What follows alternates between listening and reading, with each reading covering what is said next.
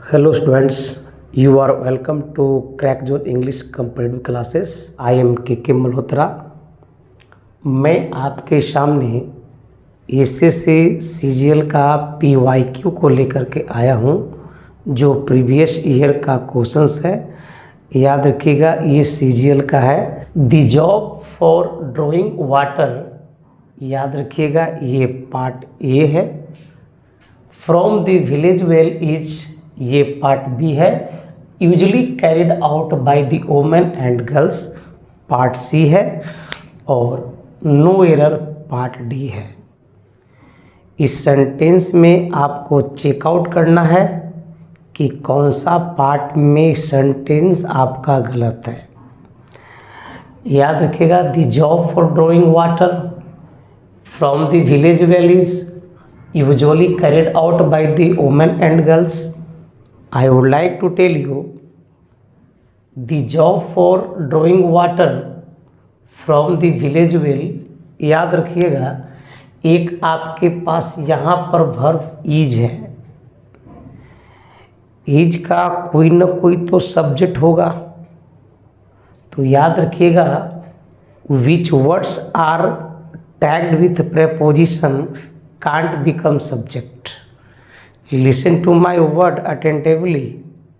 I would like to tell you which words are tagged with preposition can't be subject.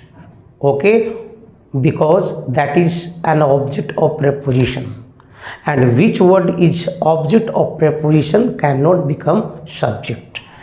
याद रखिएगा, village well, अब ऐसा नहीं है कि विलेज वेल के साथ इज लगा हुआ है। याद रखिएगा सर, ये from the well, from the village well, is का सब्जेक्ट क्या फ्रॉम द विलेज वेल है। ये जो द विलेज वेल है, ये फ्रॉम का एक ऑब्जेक्ट है। याद रखिएगा, वाटर एक नाउन है और एक सर प्रेपोजिशन यहाँ है। याद रखिएगा, तो इस इज का जो सब्जेक्ट है वो आपका जॉब है, और जॉब के पहले ये आपका एक डिटर्मिनर है। तो the job is the real subject of is, because for drawing water this is an object of preposition. और इज यूजली, याद रखिएगा, इज का यूजुअली, याद नहीं, ये अपने आप में एडवर्ब है। और इज का ही सर ये कैरिड आउट, याद रखिएगा, ये आपका वर्ब है bye the women and girls. इसमें कोई परेशानी नहीं है। But the job for drawing water, यहाँ पर जो फॉर प्रेपोजिशंस है वह गलत यूज हुआ है। यहाँ पर फॉर के जगह पर आपका जो प्रेपोजिशन होगा वह ऑफ होगा, यानी कि यहाँ पर आपको ऑफ लिखना होगा, फॉर नहीं। So part A is wrong. Okay, I would like to repeat, the job of drawing water from the village well is usually carried out by the women and girls. Just do parsing, listen to me. Is ये आपका verb है और इसका जो subject है वह आपका job है।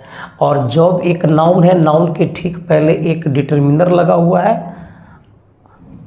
ये जॉब नाउन है। और याद रखिएगा, ड्राइंग वाटर फ्रॉम एक प्रेपोजिशन है, और ये जो प्रेपोजिशन का ऑब्जेक्ट हुआ यूजुअली एक एडवर्ब है। और इसी इज का, याद रखिएगा सर, यहाँ पर कैरिड आउट, चूँकि इसका जो सब्जेक्ट है वह जॉब है, और जॉब ये डूअर नहीं है, ये नॉन डूअर है, इसीलिए वहाँ पर वह V3 लिखा हुआ है bye the women and girls. इसमें कोई परेशानी नहीं है। याद रखिएगा, दिक्कत ये है कि the job for drawing water नहीं होगा, द जॉब ऑफ, फॉर के स्थान पर आपको ऑफ करना होगा। Okay, I remember him as someone who was a lot nicer than circumstance warranted. याद रखिएगा, सब्जेक्ट के बाद रिमेंबर वर्ब है, इसमें कोई दिक्कत नहीं है। और याद रखिएगा, ये आपका एक ऑब्जेक्ट है। ओके, एज समवन, याद रखिए हु एक आपका रिलेटिव प्रोनाउन है। इसी रिलेटिव प्रोनाउन के पहले वाला जो वर्ड है वो हमारा समवन है, जो कि एंटीसीडेंट कहलाता है, और एंटीसीडेंट ही तय करता है कि वर्ब क्या होगा। समवन हमारा एक सिंगुलर है, इसी की वजह से ये हमारा आने वाला जो वर्ब है वो सिंगुलर है, इसमें कोई दिक्कत नहीं है। ए लॉट, याद रखिएगा कोई दिक्कत नहीं है। नाइसर, नाइसर हमारा एक कंपैरेटिव है, और इसी कंपैरेटिव के बाद हमारा एक सर देन लगा हुआ है, ये भी सही है। और यहाँ पर सर्कमस्टेंस ओरिएंटेड, इसमें कोई परेशानी है ही नहीं। तो याद रखिएगा इसका जो आंसर हो जाएगा वो हो जाएगा डी, इसमें कोई एरर नहीं है। ज़बरदस्ती परेशानी नहीं निकालना है, ज़बरदस्ती एरर को नहीं निकालना है। चेक करने के बाद लगता है कि सेंटेंस में एरर नहीं है तो आपका आंसर डी हो जाएगा। अब बड़ियारी उसमें नहीं खोजना है कि उसी में एरर होगा। Okay, several days past before, याद रखिएगा बिफोर एक कंजंक्शंस के काम कर रहा है, चूँकि बिफोर एक कंजंक्शन भी है और एक प्रेपोजिशन का भी काम करता है। बट याद रखिएगा सेवरल डेज एक अपने आप में सर याद रखना एक सब्जेक्ट की तरह काम कर रहा है, यानी कि ये सब्जेक्ट है और ये पास्ट एक वर्ब है। सेवरल डेज पास्ट, सब्जेक्ट और वर्ब आ गया। बिफोर, याद रखिएगा बिफोर यहाँ पर एक कंजंक्शन का काम करता है, और कंजंक्शन के बाद जो जेफ है, जेफ याद रखिएगा ये नाम है जेफ। उसके बाद यहाँ पर वर्ब लिखा हुआ है V2, इसमें कोई परेशानी नहीं है। वर्ड के बाद सर एक जो ओवर लिखा हुआ है एक प्रेपोजिशन जिसको फ्रेजल वर्ब कहते हो, आगे चेक कर लेते हैं। एनफ जो सही है, crutch to return to the house, इसमें कोई दिक्कत नहीं है। But I would like to tell you work over का मतलब होता है to exam, here is wrong, you should write here up, याद रखिएगा अप। ओवर को काट करके आपको अप का इस्तेमाल करना होगा। ओके, याद रखिएगा work over this is not suitable here, you should right, आपको लिखना चाहिए जेप्ट वर्कड अप एनफ। और यदि आप वर्ड अप लिखना नहीं चाहोगे तो आप इसको पूरा चेंज करके यहाँ पर गैदर्ड कर दीजिए। क्या करना है? गैदर्ड, सेंटेंस आपका सही हो जाएगा। इसलिए पार्ट जो है ये आपका बी में गलत है, ओवर के जगह पर आपको अप करना होगा, work up not work over. Okay, the doctor says that, listen to me, the doctor ये अपने आप में एक सब्जेक्ट है, सब्जेक्ट के बाद जो सेज है एक वर्ब है, इसमें कोई परेशानी नहीं है। दैट ये कंजंक्शन है, कंजंक्शंस के बाद फिर से मेरा एक सब्जेक्ट आएगा, तो याद रखिएगा यहाँ पे द पेशेंट एक सब्जेक्ट है, विल रिकवर याद रखना एक मॉडल है, और मॉडल के बाद आने वाला जो वर्ब होगा वो V1 है। तो the doctor says that the patient will recover, इसमें कोई परेशानी नहीं है। ओके, इन फ्यू डेज, याद रखिएगा लिखा हुआ है इन फ्यू डेज। अब इन अपने आप सही है क्योंकि इसी प्रेपोजिशन है, और इसी प्रेपोजिशन के बाद यहाँ पर डेज है, डेज के अकॉर्डिंग यहाँ पर फ्यू है। तो याद रखिएगा ये जो फ्यू है this is negative, so here is mistake, you have to write a few. याद रखिएगा आपको फ्यू के जगह पर आपको अ फ्यू लिखना होगा, तब जाकर के सेंटेंस आपका सही होगा।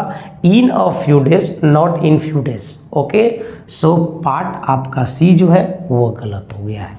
If you turn to the corner you will found a house built of a stone, you have to find here in this sentence. If that's a conjunction, right? You that subject, and according to you that's turn here, that's a right sir. If you turn to the corner, this is your present, that's right.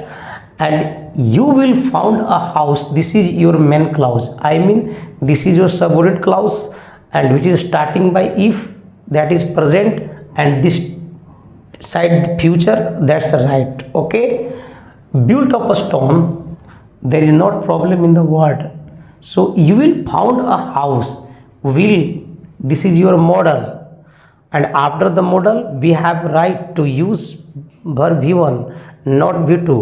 So you have to cross the found here. You have to write here find. आपको यहाँ find लिखना पड़ेगा, तो part जो है वो B में आपका एरर है. ओके, सो फाउंड नहीं होगा, फाउंड की जगह पर फाइंड होगा.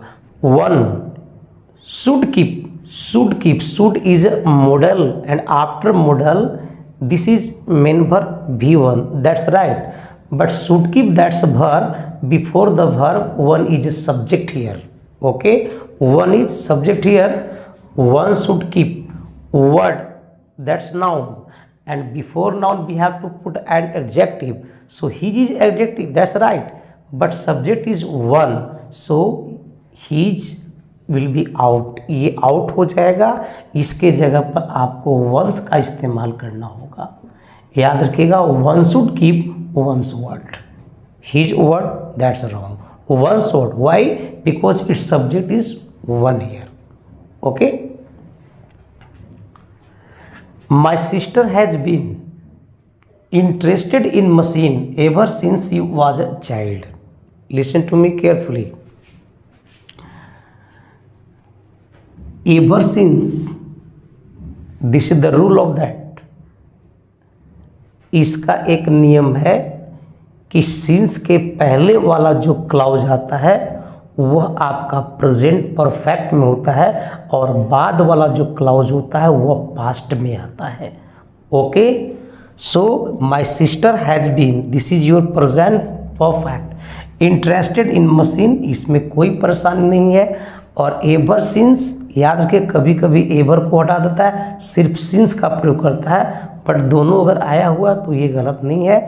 और she was a child, this is your past. So this sentence has no error. इस सेंटेंस में कहीं एरर नहीं है.